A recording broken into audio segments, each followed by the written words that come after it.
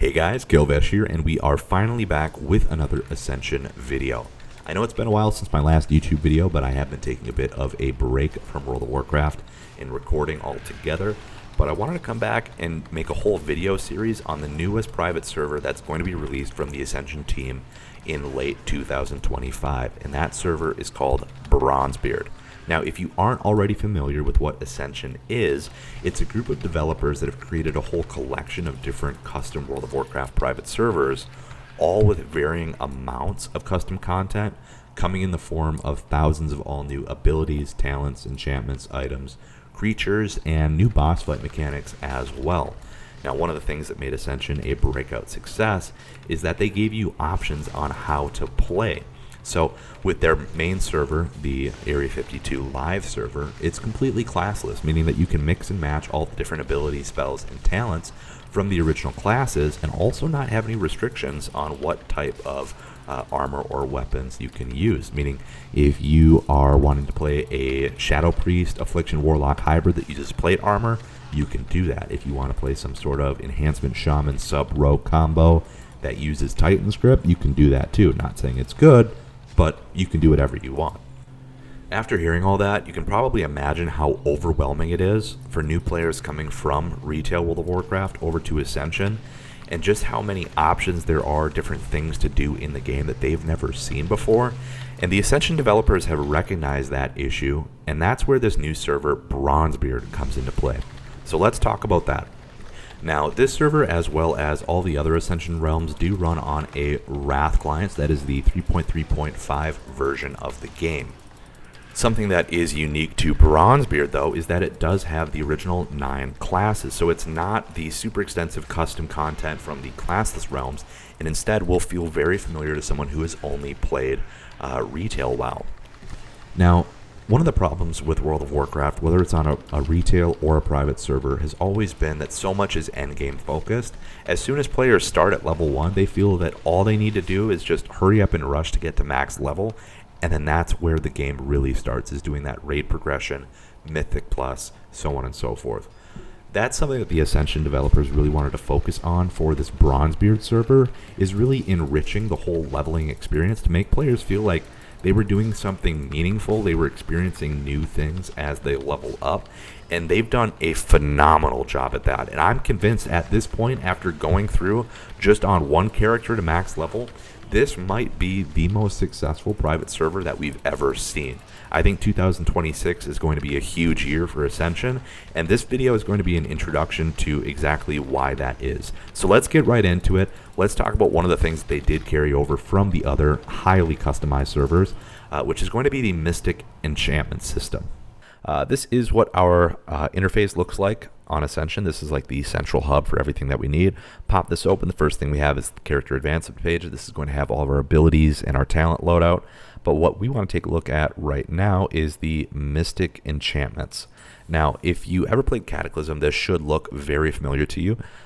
This is very similar to the glyph system that was introduced in World of Warcraft Cataclysm. Now, these are scrolls that you can obtain in the open world, either doing quests, killing creatures, picking up items off the ground. You go to a magic altar and you can extract it, so you more or less learn it from that scroll, and then you have your library of things that you have collected here. These are all interchangeable, very similar to the glyph system. You have a legendary Mystic Enchantment slot in the middle, 3 epics surrounding it, 6 rare slots around the outside, and then an artifact one, which is at the bottom. One of the things that they did that's really unique, though, with this Mystic Enchantment system is you get crossover talents. Let's take a look at that. The first one here, we have Divinity. Increases all healing done by you and all healing effects on you by 5%. This isn't just a Mystic Enchantment like this Glyph of Divine Storm. This is a crossover talent Mystic Enchantment, meaning that it's giving me the same bonus as a talent that I don't have. And let me explain that. So I have currently, the build that I'm playing is a Ret Pally. I've got all my points in the Ret tree. One of the talents that I wanted, though, was Divinity. I don't have any more talent points to spend on it, so instead, because I've actually collected that one, I found it in the open world, I get to put it in the Mystic Enchantment slot, and now I actually get that bonus even though I didn't have the talent points to use on it. Same thing with the next one. Divine Strength increases total strength by 15%. So it gives you the ability to get these crossover interactions between different talent trees. So for me, playing Paladin, you've got Holy Protection, Retribution, without having to put in, whether it's 20, 25, 30 different talent points into a tree to unlock that specific talent. So the whole convenience of it, the amount of options they have is really awesome. And now, speaking of custom things that Ascension has done, which enrich the entire gameplay experience, is what they've done with professions. So let's take a look at that. Right now, this is blacksmithing. I already searched one to show you, is an Imperial Plate Chest. So as a base, it's got 28 strength and 17 stamina.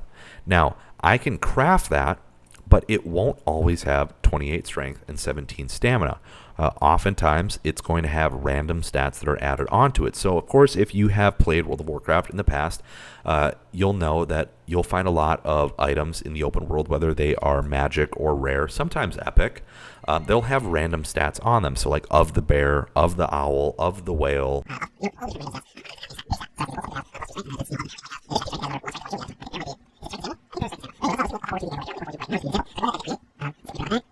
So I'll create this. It might only have the base stats, or I might actually get a magic one. You don't have to do anything with it in order to get the extra stats. It's really just a chance on craft. I guess that would be the term for it. So let's see. We got another 10 seconds left on the craft here. Let's see if I get any extra stats on it. So here we go. It went into the bottom one right here. There we go. Imperial Plate Chest of Parrying. And now, in addition to those, that's not where it stops. So I'm going to show you something else. So you can actually upgrade pieces of armor to have even more stats than the base. So an Imperial Plate Chest will always have that 28 strength and 17 stamina as a base. But because I got Imperial Plate Chest of Parrying, I'm getting an additional 6 stamina and 6 parry rating. But it doesn't stop there. So let's go ahead and use up a few of these thorium bars that I just smelted back into blacksmithing. Let's see, thorium. There it is, thorium bar upgrade kit. So I can make one of these. I don't mind sacrificing a little bit of thorium just for the video here. So now if I go into, where's all my stuff? I'm pressing way too many wrong buttons here. I don't know where it is. Thorium. There it is, up top here. So cancel to that. This thorium upgrade kit increases the stats of any item that you crafted using thorium bars. So I'm going to go ahead and use that. Again, 28 strength, 17 stamina. And now, 29 strength, 18 stamina. Now, the random stat affix, so of parrying, the 6 stamina and 6 parry rating, that won't go up, but the base stats do. Now, I'll bring up my character page for the equipment that I'm currently using to give you a better idea of what this stuff looks like. So, one of the items that I did pick up from a buddy of mine that is an engineer is a high-powered flashlight, but it's of Swift Might. So I get the 24 hit rating, which of course you need when you're doing DPS, but it also has 5 strength and 4 haste rating on it, which is really good for a paladin, especially when you take into consideration that with that haste rating, I have a mystic enchantment called Divine Resurgence that gives my auto attacks a 12% chance to reset the cooldown of my Divine Storm, so that haste definitely helps. Also, here's another example. I have a chromatic cloak of strength. Now, you can see it says superior there. You can upgrade all items or all crafted items twice. So we're still getting the 16 hit, we're getting the 17 crit, 12 stam, 9 fire resist, 9 shadow resist, but it also has 7 strength added to it, which is that lighter green text there. But I also enchanted it with 3 agility. Now, something else I wanted to talk about is items that you can pick up in the open world. One of those examples, a really great example, mind you, is going to be the weapon that I'm using. It is an all-new custom Ascension weapon. This is the Wrath of Arkorok. Now, this is actually picked up in the open world. Then we got a Libram of Resolute Light, a custom Libram that was added by the Ascension team that has custom stats on it. And it's actually, this one is in not Arathi Highlands, but the hinterlands, up in the back of the Jinta Lore caves behind the waterfall. And that one, you pick it up off of the dead body of a fallen paladin, which is kind of neat. So they even have like some of these lore and like role-playing themes to how you get the items, which is really neat. And again, lots of custom quests too, stuff that wasn't in the game prior. And on the topic of custom things that make the game more of an RPG or more immersive, I ran over here to the closest spot I could find some of the custom additions here. We've got Burning Blade Fanatics. You'll see that they actually sometimes drop items that they're wearing. They also have a chance to drop some of those Mystic Scrolls that are relevant to what type of spells that they use. So if it's a Burning Blade Warlock, we might actually see them drop something like Glyph of Shadowbolt, something like that. And there we go. So this is an example of creatures dropping Mystic Scrolls that are relevant to the spells that they actually use. We have a Mystic Scroll for a Warlock called Shadow Funnel. While channeling Health Funnel on your Void Walker, its auto attacks trigger a Void Nova, dealing shadow damage to enemies within 5 yards. So if you are playing a Demonology Warlock, that's probably the best thing that you can have while questing or leveling on your own. So go ahead and grab that. I might try out a Warlock. I know it's blasphemy. My whole page is Paladin related, but we might try it out. I'm a little bit curious there. Now let's see if we can get any of their items to drop. All right, we'll try a few more here. It's a very low drop chance that they're going to give their gear set that they're currently wearing, but it does happen. And that also applies to, oh, here we go. This is a thematic one. So a Hellfire Greatsword. All right, and you can see that is the sword model that the NPC was using. If we go into my bags and I check out the transmog of that sword, there it is. So that is an example of one of the custom items that they have added into the game. Like I said, it's a low drop chance that you'll get something that they're wearing, but it is there. And that applies to about every single creature in the game. And that does include bosses. All right, now something else that is a great addition by the Ascension team is they've really incentivized players to farm reputation with the different factions. The reason being is that they've really expanded upon what the different factions have to offer, and of course that comes in the form of different crafting plans or recipes, what have you, but also custom items that are all new from the Ascension team. An all new item is going to be this two-handed sword, the Light's Hope. Super high melee damage, so top end is 311, about 70 damage per second, 3.7 speed.